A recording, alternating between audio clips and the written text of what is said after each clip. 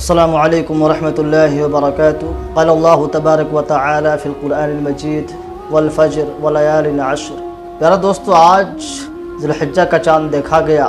آج سے ذی الحجہ کا مہینہ شروع ہوا۔ ذی الحجہ مہینہ محترم مہینہ کا آغاز ہوتا ہے۔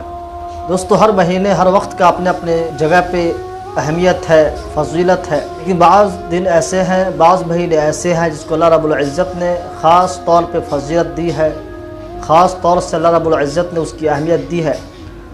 وہ اہمیت اس لیے دی گئی کہ میرے وہ بندے جو گناہ میں ملوث ہیں، گناہ کر رہے ہیں، میرے ایسے بندے، گنہگار بندے اس مقدس مہینے میں، ان مقدس ایام میں اپنے رب کی طرف رجوع ہو کر توبہ استغفار کر لیں۔ دوستو، یہ اوقات اللہ رب العزت کے جانب سے اس لیے دی جاتی ہے۔ اللہ تبارک و تعالیٰ کا فرمان ہے، قُلْ يَا عِبَادِيَ الَّذِينَ أَسْرَفُوا عَلَىٰ أَنفُسِهِمْ۔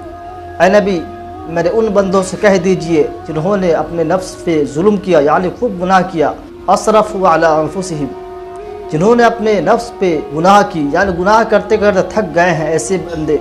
اللہ رب العزت کا فرمان ہے، خطاب ان بندوں سے جو گنہگار ہیں، ایسے بندے لا تقنطوا من رحمت اللہ، اللہ کی رحمت سے مایوس نہ ہو، یعنی ان کے لیے دروازہ کھلا ہوا ہے، اللہ رب العزت کے سامنے آئے، روئیں، معافی تلافی کرائے، گناہ نہ کرنے کا عزم و صمم کرے، پکا ارادہ کرے۔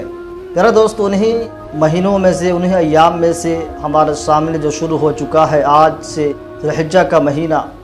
ذی الحجہ کا یوں تو پورا مہینہ احترام، عظمت کا حامل ہے، لیکن پیارا دوست، ان پورے مہینے میں خاص طور سے عشر اولا ہے، یعنی پہلا عشرہ، 1 ذی الحجہ سے لے کر 10 ذی الحجہ تک، یہ 10 ایام کافی مبارک میں۔ دوستو، ان 10 دنوں کے تعلق سے اللہ رب العزت نے قسم کھائی ہے۔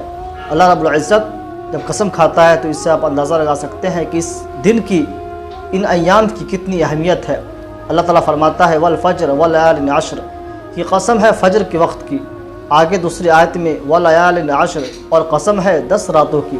دوستو، ان 10 راتوں سے مراد مفسرین کا کہنا ہے کہ یہ عشرہ ذی الحجہ ہے، یعنی ذی الحجہ کے پہلا عشرہ۔ اللہ رب العزت ان 10 دنوں کا قسم کھا رہا ہے قرآن مقدس کے اندر۔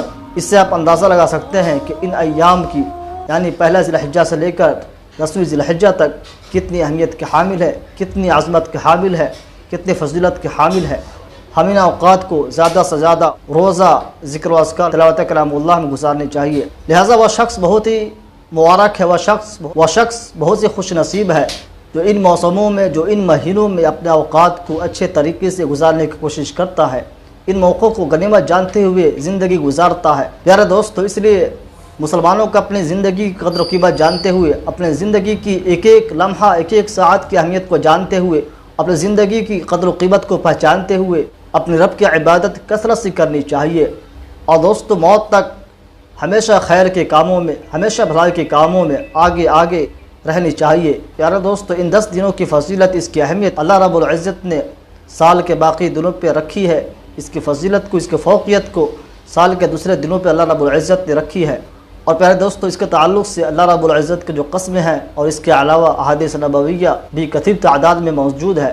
ابن عباس رضی اللہ تعالیٰ عنہ سے روایت ہے، ایک حدیث ہے کہ اللہ کے نبی محمد مصطفیٰ صلی اللہ علیہ وسلم نے فرمایا کہ ان 10 دنوں میں کیے گئے اعمال صالحہ، ان 10 دنوں میں کیے گئے نیک اعمال اللہ رب العزت کو سب سے زیادہ محبوب ہے۔ ان 10 دنوں میں کیے گئے اعمال اللہ رب العزت کو سب سے زیادہ پسندیدہ ہے۔ تو دوستو، صحابہ کرام نے عرض کیا، کیا جہاد فی سبیل اللہ، یعنی جہاد کا بھی اجر اس سے زیادہ ہے؟ تو اللہ کے نبی نے کہا، ہاں، سوائے اس کے جو اپنا مال و جان لے کر نکلے اور کچھ بھی واپس لے کر نہ آئے، یعنی اس کی فضیلت در حقیقت ہے۔ لیکن اللہ کے نبی نے کیا فرمایا کہ ان 10 ایام میں کیے گئے اعمال تمام اعمال سے، تمام دنوں میں کیے گئے اعمال سے افضل ہے، بہتر ہے۔ پیارا دوستو، عشرہ ذی الحجہ میں کیے گئے اعمال زیادہ پاکیزہ اور زیادہ اجر والا ہے۔ تو پیارے دوستو، ہمیں ان ایام کو قربانی کے فکر میں، کہ ہمیں صرف جانور ذبح کرنی ہے، گوشت کھانی ہے، لوگوں میں بانٹنی ہے، دعوتیں دینی ہے، اس سے ہٹ کر ہمیں اس کو بھی جاننا چاہیے کہ یہ مہینہ عبادت کا مہینہ ہے۔ خاص کر جو پہلا عشرہ ہے، پہلا عشرہ بہت ہی مبارک ایام ہے۔ ہمیں ان راتوں میں، اور خاص کر عرفہ کے دن کا روزہ بہت بڑی اہمیت کا حامل ہے۔ حدیث شریف میں آتا ہے کہ اگر کوئی شخص عرفہ کا روزہ رکھتا ہے تو اس کے 1 سال پچھلے اور 1 سال آئندہ کے گناہ معاف ہو جاتے ہیں۔ دوستو، اس سے بھی اس کی اہمیت کا اندازہ ہوتا ہے۔ اللہ تعالیٰ سے دعا ہے کہ اللہ تبارک و تعالی ہم سب کو اس ماہ مبارک کی قدر کرنے کی توفیق عطا فرمائے۔ السلام علیکم ورحمۃ اللہ وبرکاتہ۔